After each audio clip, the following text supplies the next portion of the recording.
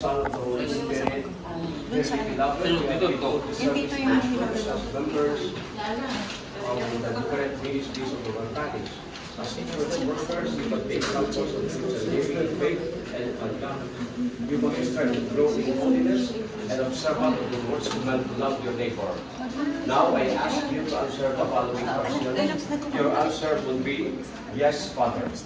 Are you resolved to perform the duties with obedience and serve this parish community with love and humility in everything you do? Yes, Father.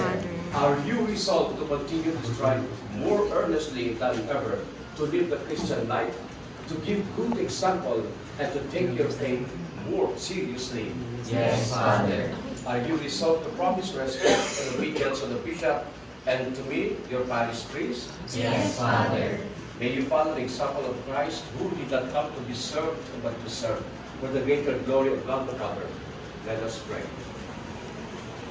Loving Father, you have made us members of the body of Christ, bestowed on us by your Holy Spirit, and called us to holiness and service. Look kindly upon your children who have responded to your call and have chosen to serve you as lay liturgical ministers.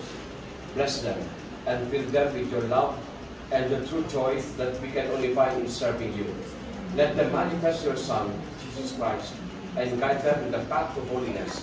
Let their love and service for you be a sign and example for all. We ask this through Christ our Lord. Amen.